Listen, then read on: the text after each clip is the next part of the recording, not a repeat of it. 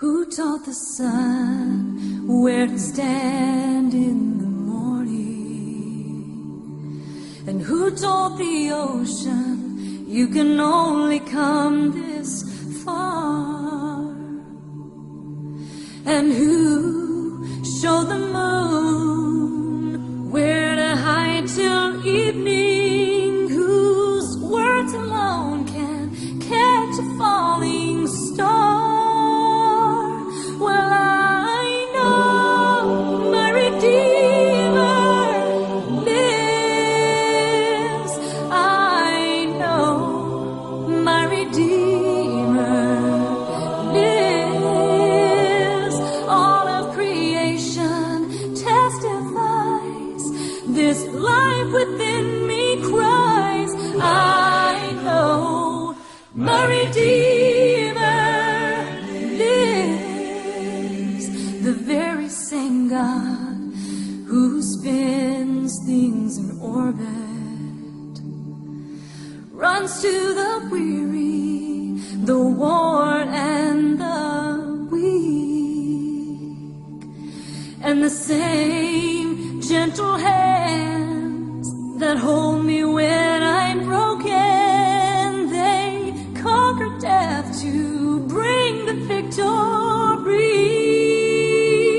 Well, I know my Redeemer lives. I know my Redeemer lives. All of creation testifies. This life within me cries.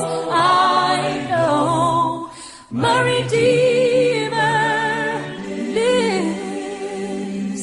I know my Redeemer lives. I know my Redeemer lives. All of creation testifies. This life within me cries. I know my Redeemer. He lives to take away my shame. He lives forever. I'll proclaim that the payment for my sin was the precious life He gave. But now He's alive and there's an empty grave. And I know my Redeemer lives. I know my Redeemer lives. Let all creation testify.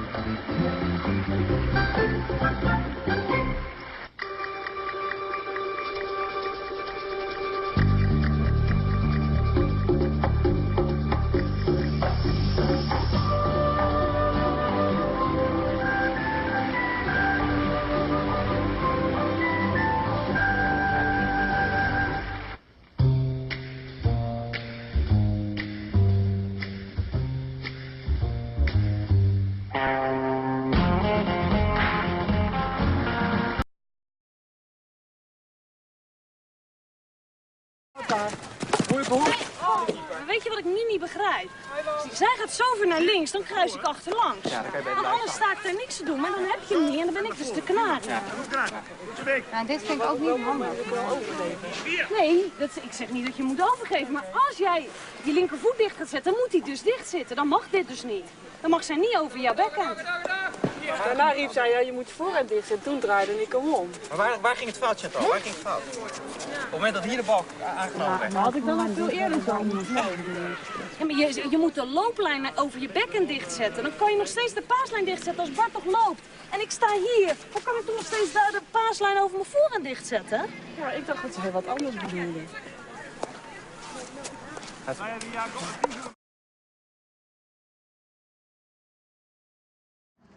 I met one of those women in Greenwood, South Carolina. It was back early when we were way back in the polls. Nobody gave us much of a chance back then. I had gone to South Carolina early in the campaign trying to see what I could stir up in the way of endorsements, and I was at a legislative dinner, and I was sitting next to a state rep. I really wanted her endorsement. So I turned to her and said, I really want your endorsement. And she looked at me and she said, I'll tell you what, Obama, I will give you my endorsement if you come to my hometown of Greenwood, South Carolina. And I must have had a sip of wine or something that night, because right away I just said, okay, I'm coming. So the next time I come to South Carolina is about a month later. We fly in about midnight. We get to the hotel about 1 o'clock. I'm exhausted. I'm dragging my bags into my room. I get a tap on my shoulder. And I look back, it's one of my staff people, says, Senator, we need to be out of the hotel by 6 a.m. And I say, why is that? He says, because we've got to go to Greenwood like you promised. So the next morning, I wake up and I feel terrible. I think I'm coming down with a cold, my back is sore. I feel worse than when I went to bed. I open up the curtains in the hotel room just to hopefully get some sunlight in, wake me up, but it's pouring down rain. I go outside my room, get the New York Times, open it up. There's a bad story about me in the New York Times. I go downstairs after I pack, and my umbrella blows open, and I get soaked. So by the time I'm in the car, I'm mad, I'm wet, and I'm sleepy. And so we drive, and we drive, and we drive. Turns out that Greenwood is about an hour and a half from everywhere else. Finally, we get to Greenwood. We pull up against, first of all, you don't know you're in Greenwood right away when you get to Greenwood. There aren't a lot of tall buildings in Greenwood.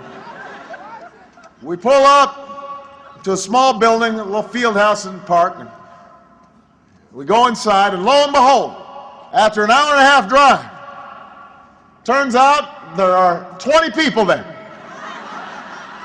20 people. And they all look kind of damp and kind of sleepy, like maybe they aren't really excited to be there either. But you know, I'm a professional. I've got to do what I've got to do. So I go around and I'm shaking hands, I'm saying, how you doing? What are you doing? Wait. As I go around the room, suddenly I hear this voice cry out behind me, fired up! And I'm shocked. I jump up. I don't know what's going on. But everybody else acts like this is normal, and they say, fired up! Then I hear this voice saying, ready to go! And the other 20 people in the room, they act like this happens all the time. They say, ready to go. I don't know what's going on. So I look behind me, and there's this small woman, about 60 years old. She's a little over 5 feet. Looks like she just came from church. She got a big church hat. And she's standing there, and she looks at me, and she's smiling. And she says, fired up! Turns out that she is a city councilwoman from Greenwood who also moonlights as a private detective. I'm not making this up.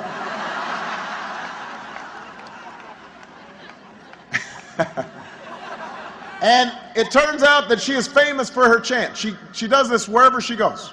She says, "Fired up," and the other people say, "Fired up, ready to go, ready to go." And so for the next 5 minutes, she proceeds to do this. Fired up, and everybody says, "Fired up," and ready to go, and everybody says, "Ready to go." And I'm standing there, and I'm thinking, I'm being outflanked by this woman here. I'm being, she's stealing my thunder.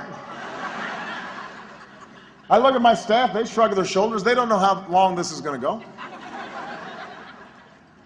But here's the thing, Virginia. After a minute or so, I'm feeling kind of fired up.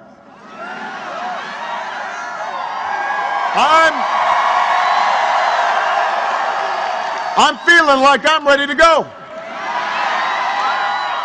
So I join in the chant. And it feels good. And for the rest of the day, even after we left Greenwood, even though it was still raining, even though I was still not getting big crowds anywhere, even though we hadn't gotten the endorsement of the people we were hoping for, somehow I felt a little lighter. I felt a little better. I'd see my staff. I'd say, "Are you fired up?" They'd say, "We're fired up, boss. Are you ready to go?" I'd say, "I'm ready to go." Here's my point, Virginia. That's how this thing started. It shows you what one voice can do. One voice can change a room. And if a voice can change a room, it can change a city. And if it can change a city, it can change a state. And if it can change a state, it can change a nation. And if it can change a nation, it can change the world. Virginia, your voice can change the world tomorrow. In 21 hours. In 21 hours, if you are willing to endure some rain, if you're willing to drag that person you know who's not going to vote to the polls, if you're willing to organize and volunteer in the office, if you are willing to stand with me, if you're willing to fight with me, I know your voice will matter. So I've just got one question for you, Virginia. Are you fired up? Are you ready to go? Fired up. Ready to go. Fired up. Ready to go. Fired up. Ready to go. Virginia, let's go change the world. Thank you. God bless you. And God bless the United States of America. Wij zijn samen, een land met vele namen. Samen zijn we sterk, samen zijn we één. Je voelt je nooit alleen.